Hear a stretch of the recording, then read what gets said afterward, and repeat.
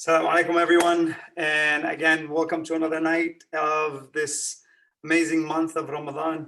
I know I promised you guys yesterday that I was going to go into a little bit of more of the yesterday's presentation and do the kids section. But I kind of decided to switch it up at the last moment. And hopefully tomorrow, I think I'm going to do the other one.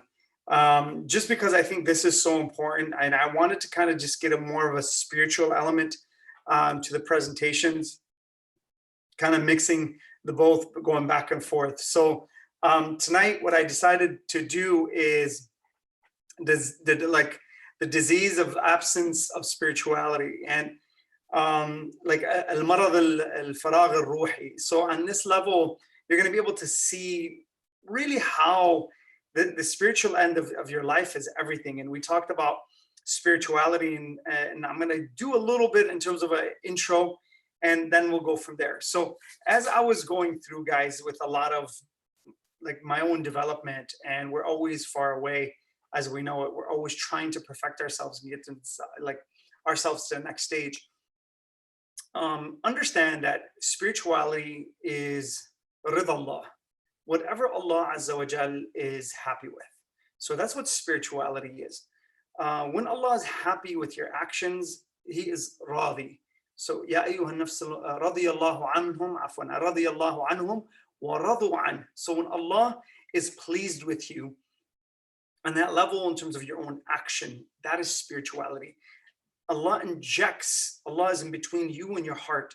And on that level, when you start going towards Allah, Allah starts maneuvering your heart in different ways, and you become something different. Your makeup becomes different, and on all levels: mental makeup, your emotional makeup, your physical makeup. Everything changes. Like simahim fi wujuhihim, like and even the expressions on your face.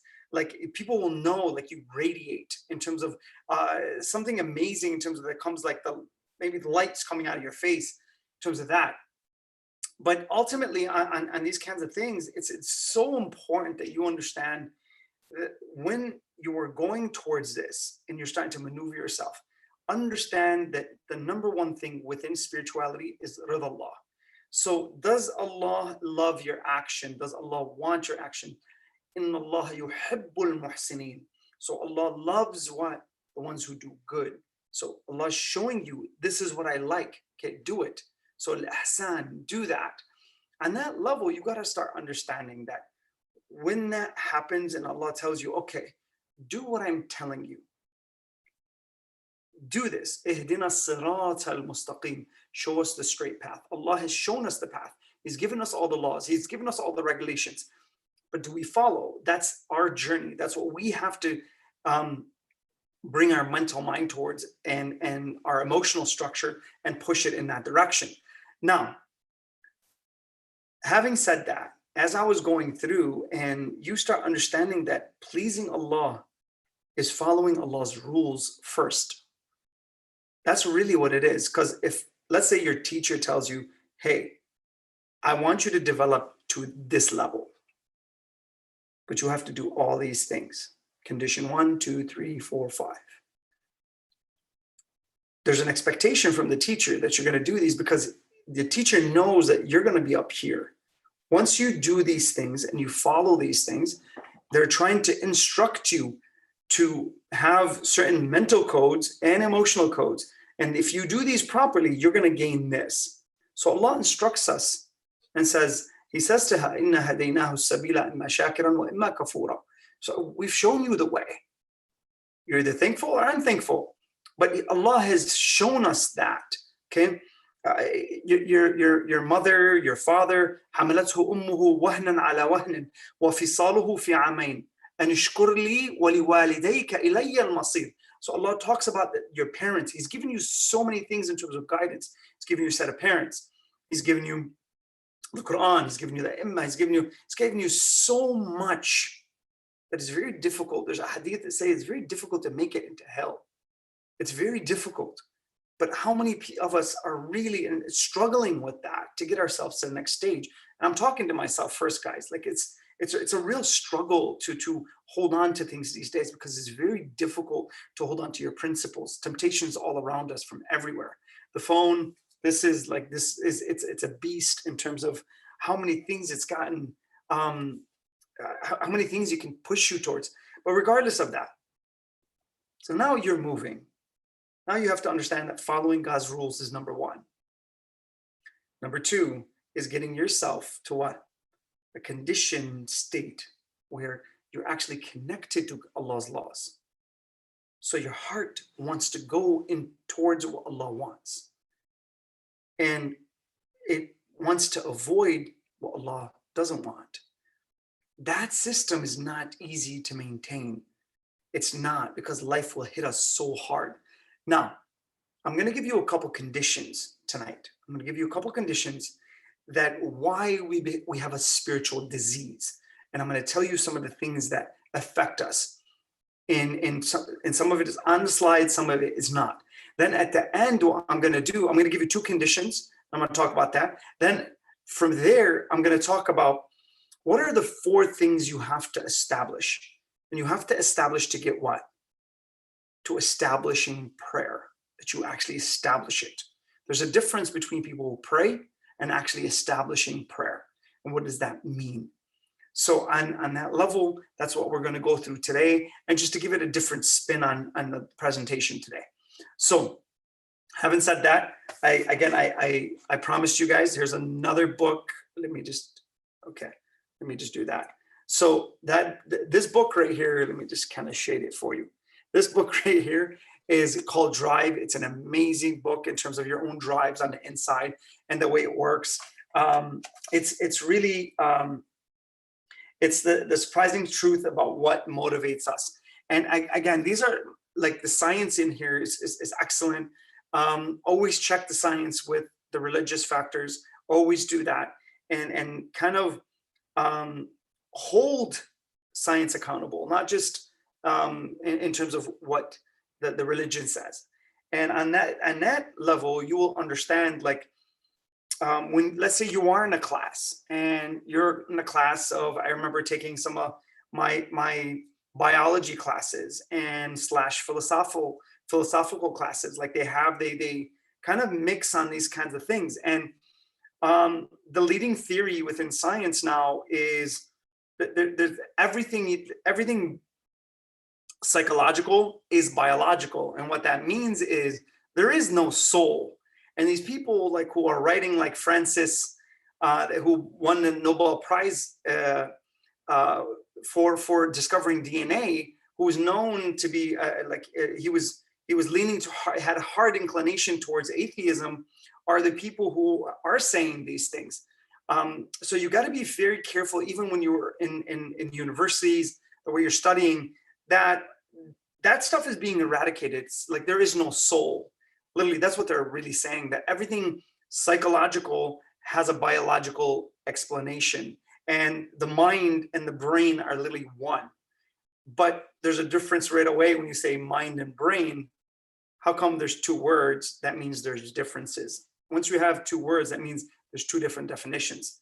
And from there, that can go into, it's a problem there in terms of understanding these things. But please, I'm just giving you these examples because you really want to understand your own being and who you are and how you work. Because all of us, science, religion, everyone's trying to find out who they are on the inside. Who am I as a human being? How do I work? Do I have a soul? Maybe I don't have a soul. Some people are like that. Okay, some people don't believe. It's okay. Whatever you believe, it's okay. But find the truth. That's all that matters. And you'll see how that works right now.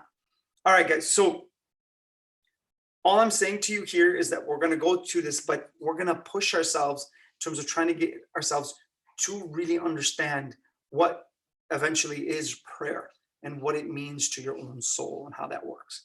All right, guys. So we're going to go into that.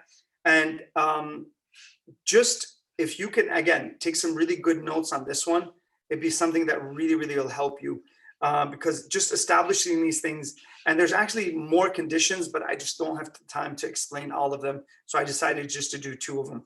Okay. So number 1, what are the conditions? And here we go in terms of this. And I'm going to go into the first one, which is condition one is really understanding that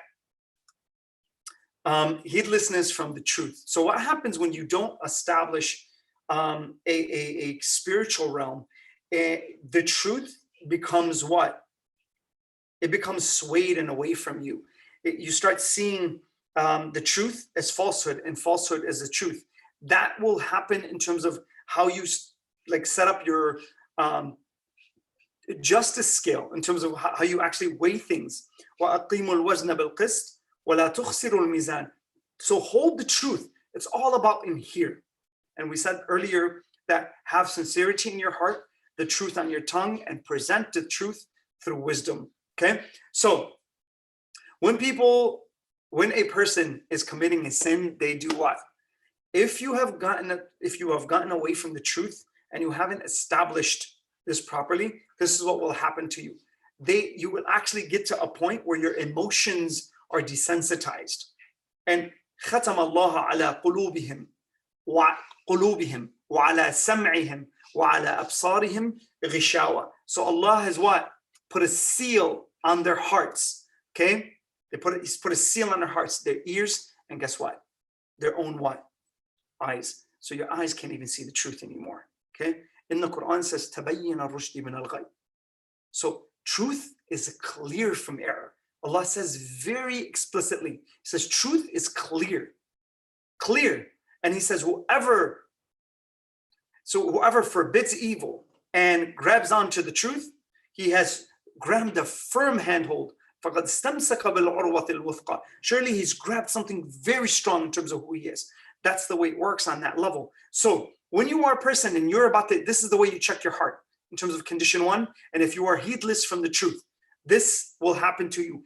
Hopefully it's not within all of us, but see, you don't know.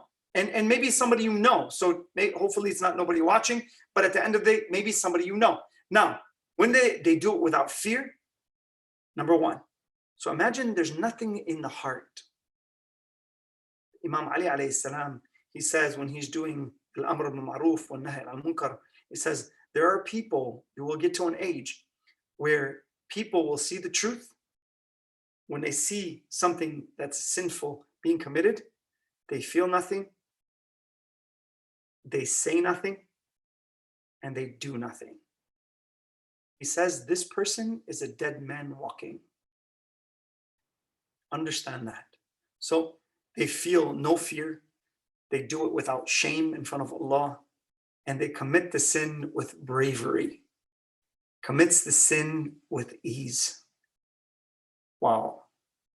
When the heart is in that stage, ختم الله على قلوبهم وعلى سمعهم وعلى أبصارهم غشاوة في قلوبهم مرض فزادهم الله مرضا. So in their hearts is a disease, and Allah has increased their disease.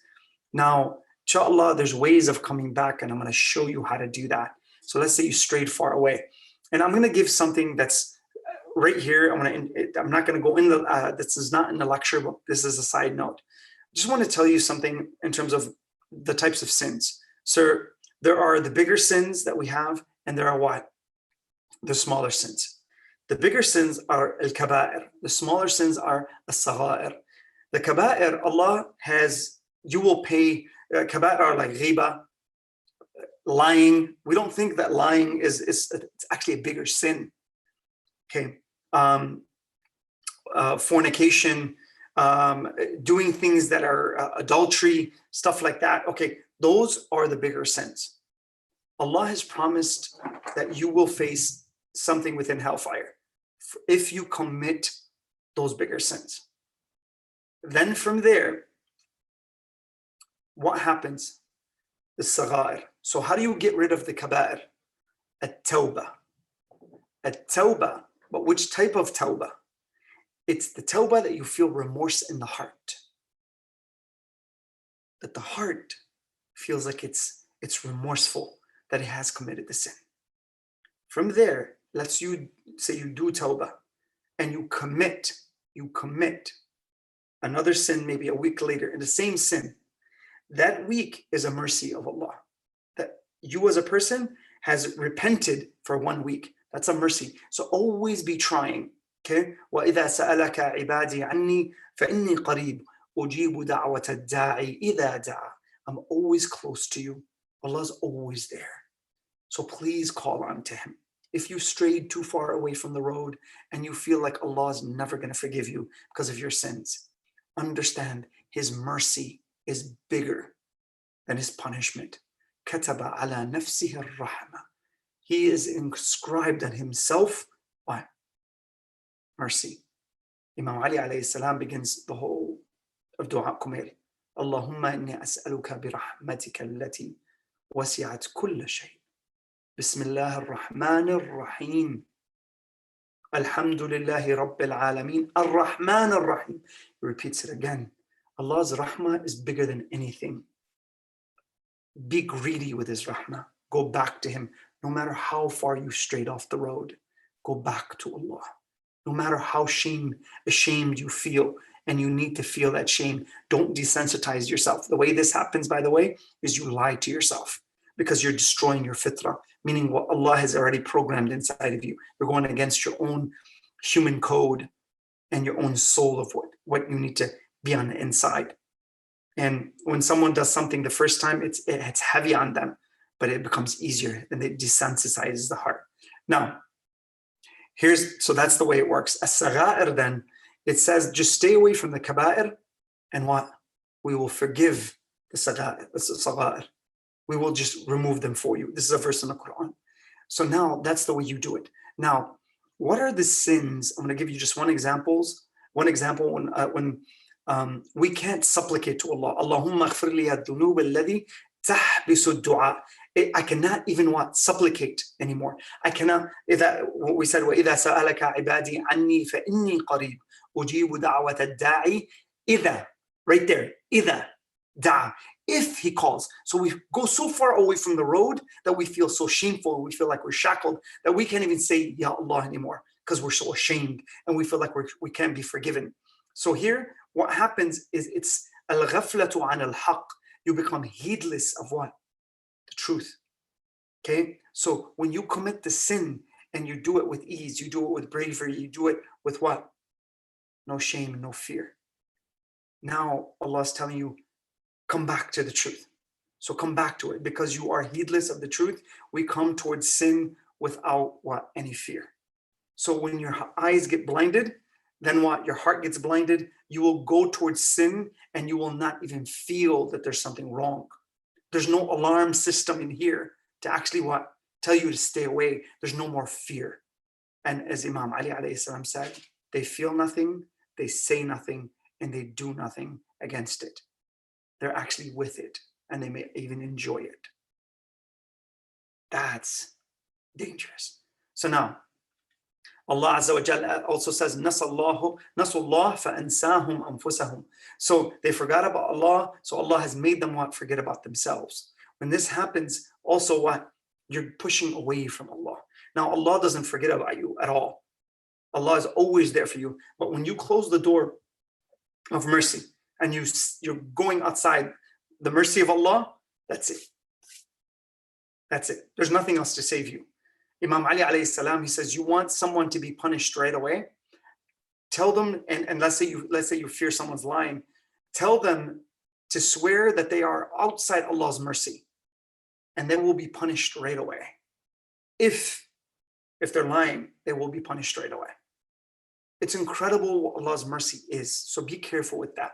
Then the last one here, it says, فَلَمَّا زَغَى, like in terms of this aspect, please, like to me, it's so incredible when Allah Azza wa Jal causes like the heart to deviate. You know, فَلَمَّا زَغُوا أَزَاغَ اللَّهُ قُلُوبُهُم. So I just really want you to understand, like when Allah Azza wa Jal, imagine like He just wants everything for you. And Allah loves you so much that He wants you to make it in every which way. That in Dua al-Iftitah, He says, because of my jahl, because of my ignorance, I feel like something you're not giving me and I want it in a rush. But I don't know that delay because of your knowledge. So jahl, my jahl, and your knowledge, that delay is actually better for me. We want something sometimes so quick. So, but Allah doesn't allow you. He's always bringing you back, but that free will is always yours. So be very careful with that. When Allah Azza wa Jal is trying to massage your heart and telling you to be patient, it's okay. Do what you need to do. Don't go after that. Don't do that. That is the condition within the heart.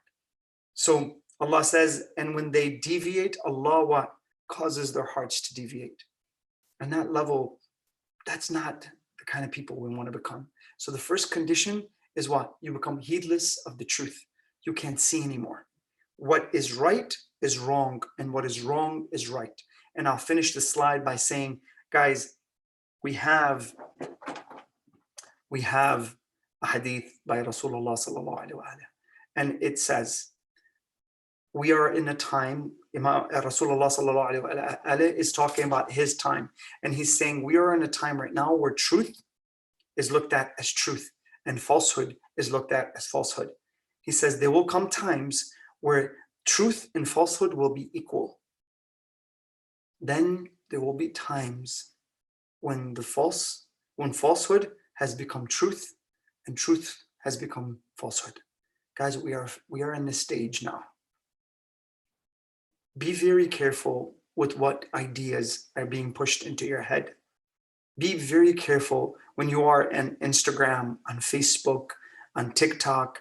Be very careful with your soul and what you're impregnating in it. We are in that era of what? That heedlessness. And we are there, that we are becoming heedless of the truth. So I'm very careful, and I try to be careful as much as I can, me, myself. And sometimes I can't see. That's why I have really good people around me. And you have to be able to do that. Seek great people and put them around you so they can help you maintain your journey. All right, so that's condition one. Let's go to condition two, guys. So on that level, condition two is when you come towards prayer, okay, you feel like what? It's a burden. So if you have an emotional disease, let's say spiritual disease, so condition one, as I'm going to take you to that, condition one is what? You become heedless of the truth. So if you have a spiritual disease, condition one is you become heedless of the truth. Condition two is what? Now, when you are going towards prayer, here's what happens.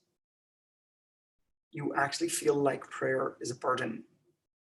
When you wake up in the morning, okay, you don't want to get up out of bed. Prayer is a burden.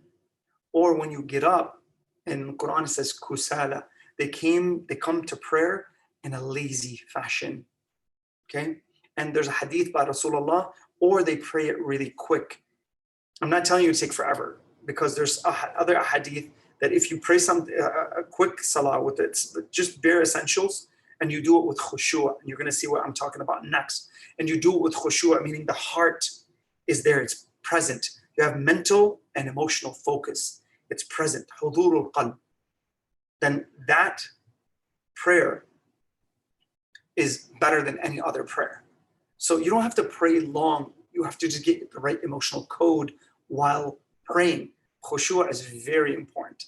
And at the end of the day, it's really, I'm going to have a whole presentation on khushu' and what is khushu' and what is the true salah.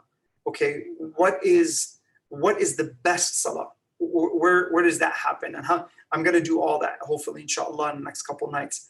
But on that level, here's what happens when you get yourself to such a state that Rasulullah says, he says, Saraqa salah. He says, you ever seen someone praying and you don't know where the ruku' starts and it ends? You don't know where the sajda starts and ends because they're moving so fast. Okay? You're supposed to get to a full stop when you're praying. Okay? Then go back down, then speak in terms of what you're doing. So that movement, okay, it's supposed to be there for a reason. So guys, like really think about your salah as you're moving through it. The salah is about 2 to 5 minutes max. But that 2 to 5 minutes, you just entered a meeting with Allah.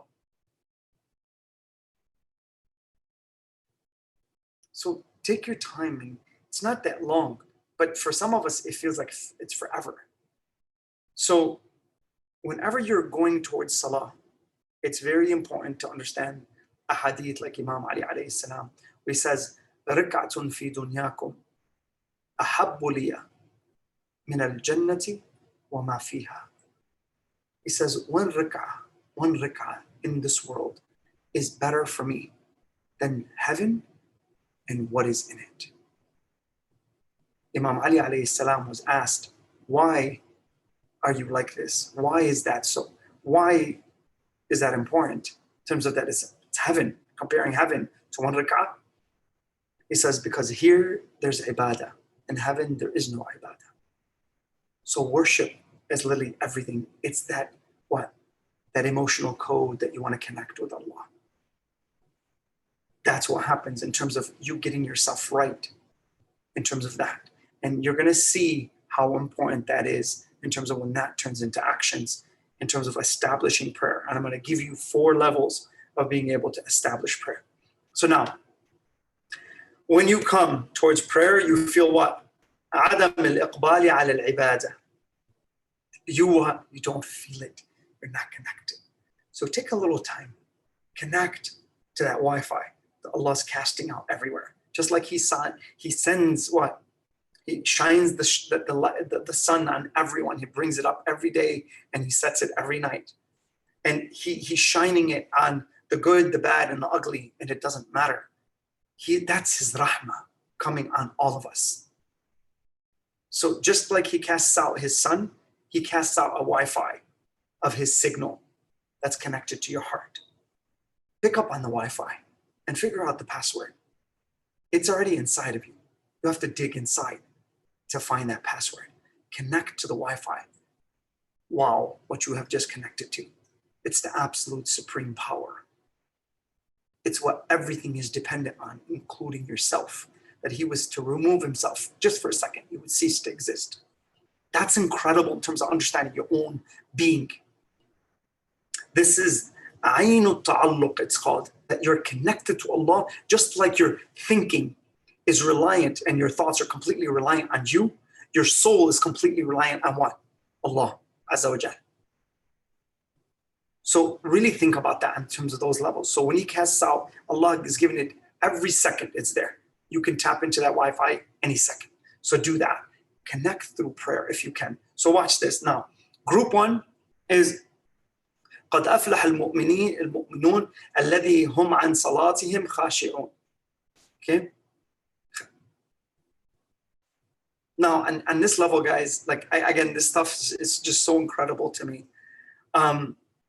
الذي هم في صلاتهم خاشعون. So certainly when the believers have succeeded, okay, so when you have what? Established that what? Khushu', okay? They who are during their prayers are humbly submissive. Allah's already saying this to us, okay? And then He says in another verse, He says, فَمَنِ اتَّبَعَ هُدَايَ فَلَا يَضِلُّ وَلَا يَشْقَى. So, and whoever follows my guidance, okay, he will never what? He will never go astray, and he will always be happy. He will be happy. Allah uses that word in the Quran. وَلَا يَشْقَى. Okay? And then on that level, when he submits and he gains that khushu', Imam Ali alayhi salam says to us, he is the top of the people who prayed, that they took an arrow out of his ankle when he was in sujood. That is khushu' on that level. So now the next group, okay? فَوَيْلٌ لِلْمُصَلِّينَ الَّذِينَ هُمْ عَنْ صَلَاتِهِمْ سَاهُونَ. Now watch this. There's another group, okay? And I'm guilty of this just like everyone else. So woe to those who pray, but who are heedless of their prayer. So how many of us would wake up and what? We're not connected. We're saying words, but there's no meaning in our mind. One of the ways that we talked about in terms of connecting is what? The words and the mind have to connect. Sometimes we're saying the words, but our mind's running a different script. meaning there's a movie going on in our head of certain things that we've done throughout the day, or certain things that we want to do throughout the night, or whatever it is. Okay, it's our mind's running a script while our words, our mouth is running a different script. There's no connection between the meaning of the words and the words themselves. The meanings of the words are here. The mouth is just saying what it needs to say. So have those two connect and watch what happens. Now, we don't forget about prayer, but we postpone it all the time because we don't love to pray. Now, I want you to like think of someone you really love and just want to be with, or something you just really care for, like you're buying a car and you're gonna wake up in the morning. Everyone's had that feeling that they couldn't sleep. Okay, I know that's difficult, guys. Trust me, it's not an easy state to get to, but you need to try. You need to at least try and ask Allah, Allah, help me with this. I don't know how to do it. Help me. Stay away from sin. Stay away from these things. Do that, number one. Okay, so you can see the truth, and when the truth comes, you walk through the door. Okay, and then when the truth of praying is right there, and it opens, Allahu Akbar, Allahu Akbar, that begins what? The door. So right away, pray. Open up your heart. Start doing these things. Okay, don't be heedless of your prayer. Don't do that. It's incredible when you start doing these things. Now, guys, what I'm going to do is I'm going to take you through 4 different levels. What does it mean to establish prayer? وَأَقِمِ الصَّلَاةَ إِنَّ الصَّلَاةَ تَنْهَى عَنِ الْفَحْشَاءِ وَالْمُنكَرِ وَأَقِمِ الصَّلَاةَ لِذِكْرِي وَأَقِمِ الصَّلَاةَ لِذِكْرِي. So an established prayer so you may remember me. So prayer is your navigation system. It's a guidance system inside your heart. And we said the other day that it's pointed back to what? Allah Azza wa Jal. That's what Salah is supposed to do. So whenever you pray, okay, you're remembering Allah. So you're becoming God conscious.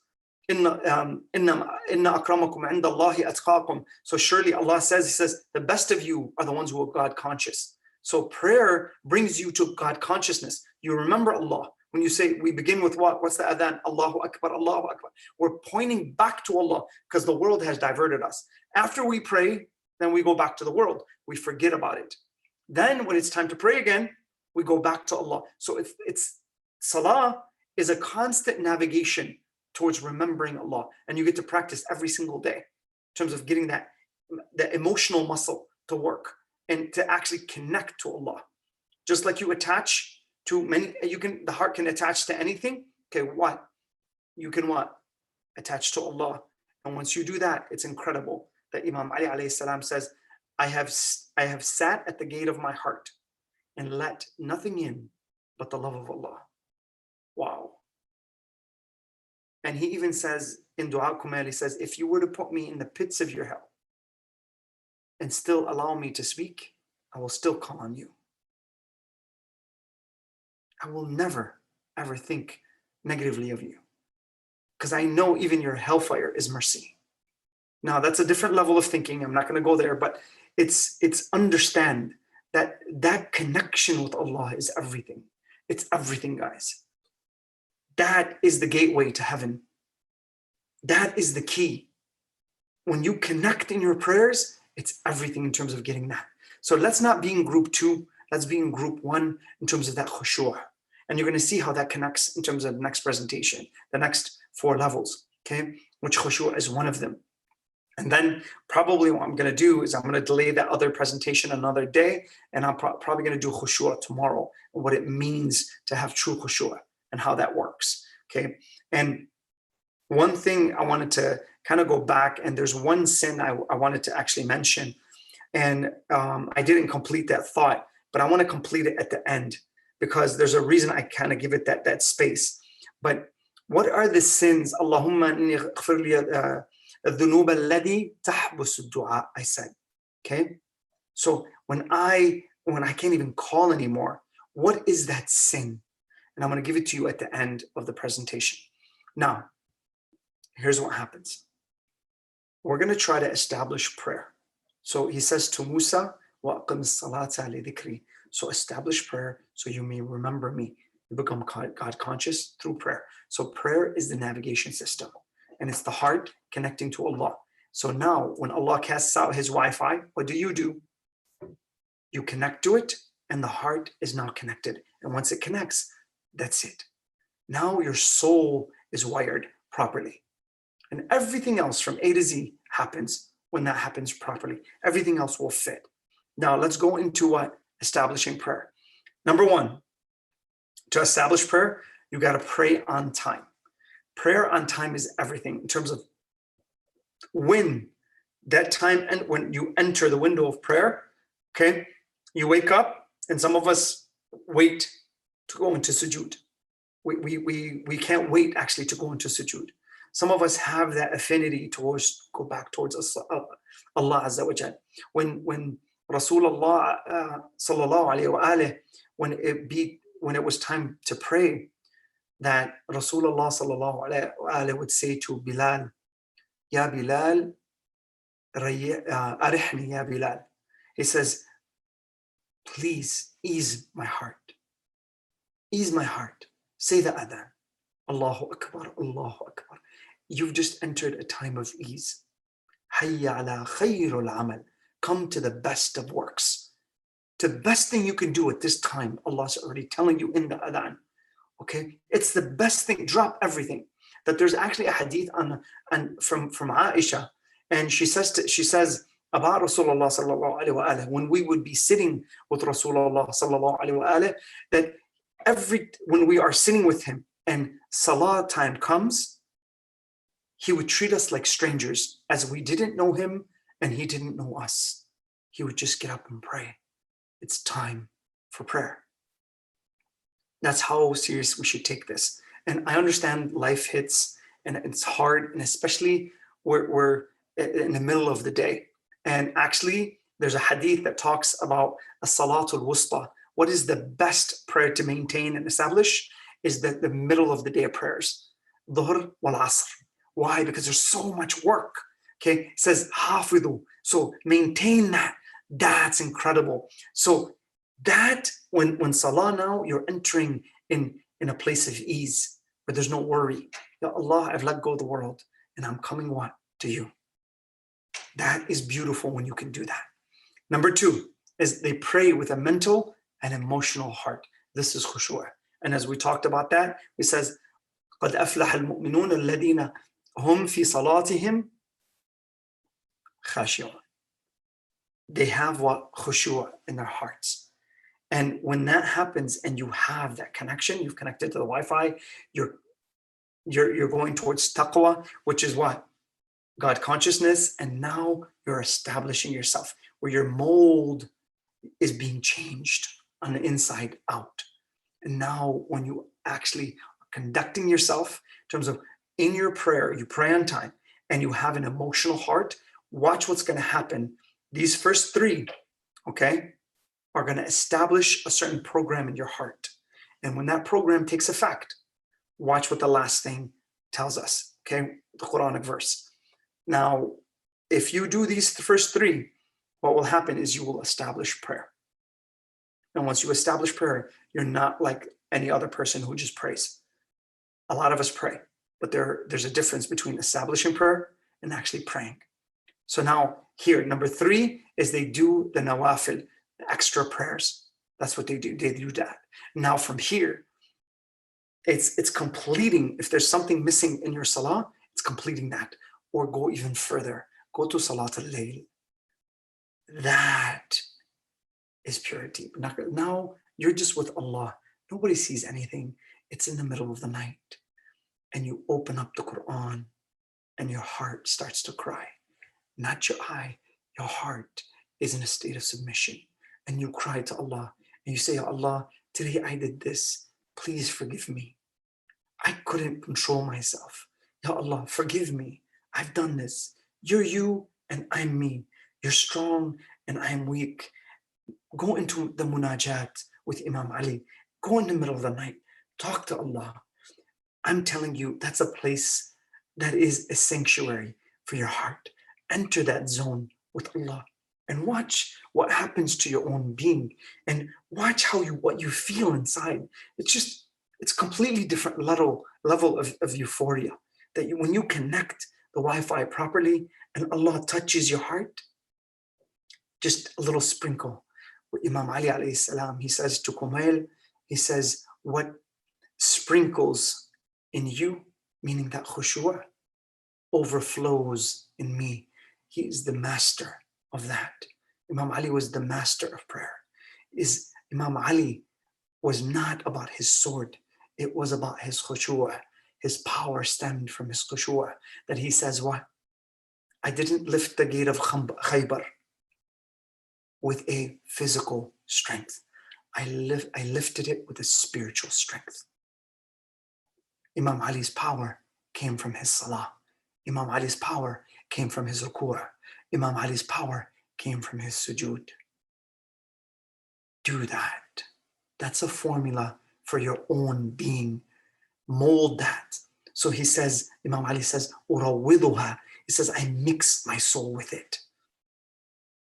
Urawwidu nafsi. He says he's mixing his soul. Imagine people mix cement or you mix food, you bake a cake. He's mixing it.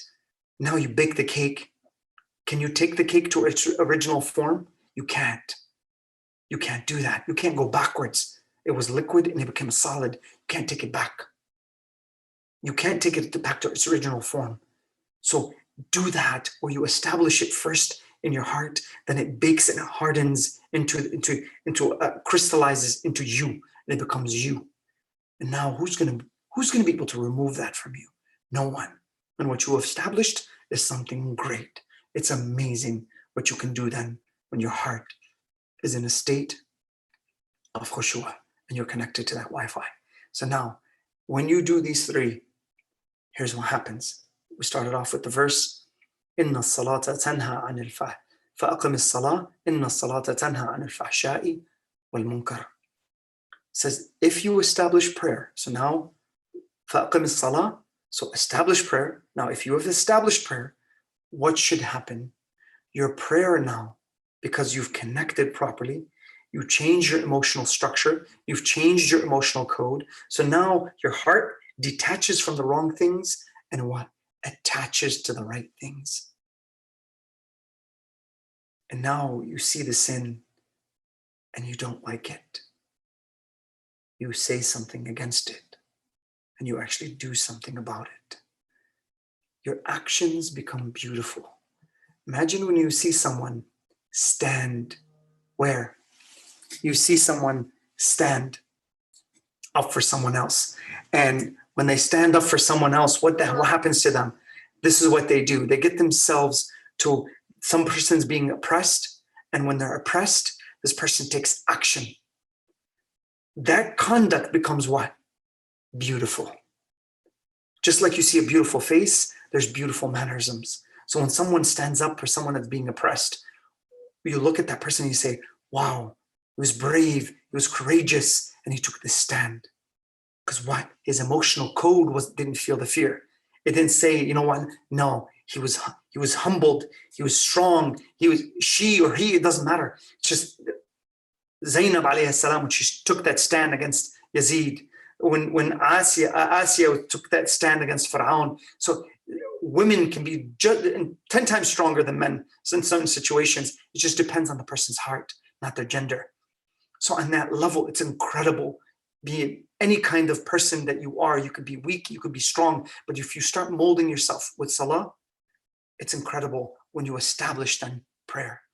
فَأَقِمِ الصَّلَاةِ إِنَّ الصَّلَاةَ تَنْهَى عَنِ الْفَحْشَاءِ وَالْمُنكَرِ. So when you establish prayer, then that turns into your actions by changing your emotional structure, and now you approach the right things and you avoid the wrong things. And now you're an amazing human being because you see what? The truth. You're no longer heedless of it. قَدْ تَبَيَّنَ الرُّشْدُ مِنَ الْغَيِّ. Surely the truth is clear from error. And your mind now is synced on what Allah loves, and it pushes away what Allah hates and doesn't want. You're protected because you've picked the right choice. اهدنا الصراط المستقيم. That is how you get yourself from point A, guys, which we started on one island, which is your mother's womb, and what? You're going to die and you're going to go to the next island, which is Al-Barzakh. Right now, you're in the middle of the ocean. So you started off on one island, now you're in the middle of the sea, and you're heading towards what? The second island, which is death. Please, during this time, find your navigation system in that vast ocean. Direct your heart and connect to Allah. And I guarantee you, when you cross, you're going to say, Alhamdulillah, that I did what I did. So inshallah, guys, I really appreciate, again, your time. And I'm grateful to be doing this in front of you. I'm trying to do all these things as well. So please keep us in your dua and pray for others. That's one way to actually, and hopefully I'm going to probably do another lecture like that, who to ask, inshallah, in terms of the hacks. And I didn't forget the last thing is what sin stops us from what? Supplicating. It's this sin. Isha'atul fahisha, about other people. So when someone has a defect or something that they don't want others to know, or you go and you market that to other people, you talk about them. Listen, this is what eventually brings you anxiety. Why? Because Allah Azza wa Jal will stop that connection. The more you do that and you spread bad news and bad things, be it truth or not, sometimes it's the worst thing when something is truthful and we justify it by it being true, but you're hurting the other person. So Imam Ali alayhi salam, Rasulullah sallallahu alayhi wa alayhi, actually, he was asked, what is ghiba? Because that is one of the bigger sins. He says, dhikruka akhaka bima yakrah. To say something about your brother, if he was there, he would not stand for, and he would actually hate it to hear that about him. So let's protect our own hearts, and let's not get to a point where our hearts become black and there's no going back. Let's protect each other. When somebody's, talking about someone, tell them, it's okay. They're probably good people. Stop the ghiba. Because Imam Ali also says, when two people are talking, when the person who is talking and the person who was receiving the ghiba, they're both at fault equally. So, and some of us, when we're talking about others, this person is talking about a person to this person. What happens? This person in their heart, they're actually enjoying the ghiba. Understand that you're looking into a mirror of the other person. This person is actually you. The person who's talking, and you're actually enjoying receiving that message. Now your heart actually is enjoying the sin. ختم الله على قلوبهم وعلى سمعهم وعلى أبصارهم غشاوة. Let's protect each other, guys. Let's get ourselves away from these things and hold the truth. And don't allow your heart to connect to the wrong things that displease Allah, or it reduces your spirituality, and you go into what? Al-marad al-qalbi lil-ruhaniyya. I'll see you guys next time. Assalamu alaikum wa rahmatullahi wa barakatuh.